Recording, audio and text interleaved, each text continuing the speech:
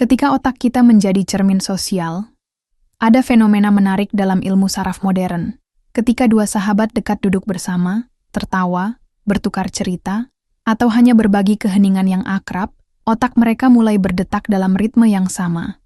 Para ilmuwan menyebutnya neural mirroring, sebuah bentuk sinkronisasi mendalam yang terjadi bukan karena paksaan, tetapi karena kedekatan emosional yang tulus. Fenomena ini bukan metafora puitis. Dalam eksperimen, aktivitas otak sahabat ternyata mirip seperti dua musisi yang memainkan lagu yang sama, saling menyesuaikan tempo dengan begitu halus, hingga sulit membedakan siapa yang mengikuti siapa.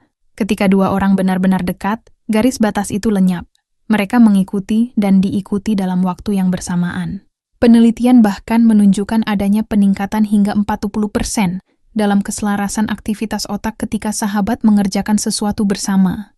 Dan lebih mengejutkan lagi, dengan hanya melihat pola aktivitas otak seseorang, para neuroscientist dapat menebak siapa sahabat terdekatnya, cukup dengan mencocokkan pola yang paling mirip. Seolah otak memiliki semacam Bluetooth sosial. Jika kita sering berada di dekat seseorang, pikiran kita akan otomatis mencoba sinkron dengan mereka. Tidak sadar, kita menyerap cara mereka berbicara, cara mereka menafsirkan dunia, hingga cara mereka memberi reaksi. Itu sebabnya kadang dua sahabat bisa mengambil popcorn di saat yang sama, mengirim pesan pada detik yang sama, tertawa sebelum kalimat lucu selesai diucapkan, atau tiba-tiba memakai kata yang dulu tidak mereka suka. Bukan karena kebetulan, tetapi karena otak mereka telah belajar berbicara dalam bahasa yang sama. Fenomena ini memberi pesan yang sangat besar. Hubungan sosial bukan hanya soal perasaan, tetapi juga struktur neurologis. Setiap orang yang kita izinkan masuk ke dalam ruang hidup kita, diam-diam sedang membentuk pola pikir, kebiasaan, dan bahkan cara kita memproses emosi. Dalam bahasa yang sederhana, temanmu adalah programmer tak terlihat bagi otakmu. Semakin dekat hubungan itu, semakin besar pengaruhnya.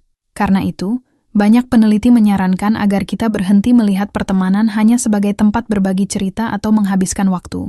Pertemanan adalah lingkungan neurologis, tempat di mana otak kita mengambil bentuk. Kita bisa menjadi lebih tenang, lebih kritis, lebih kreatif, atau justru lebih cemas, tergantung kepada siapa kita paling sering menyelaraskan diri. Dan di tengah semua temuan ini, ada satu kesimpulan yang terasa sangat manusiawi. Bijaksanalah dalam memilih mereka yang kau izinkan hidup di dekat pikiranmu. Bukan karena eksklusivitas, tetapi karena kesehatan mental dalam jangka panjang.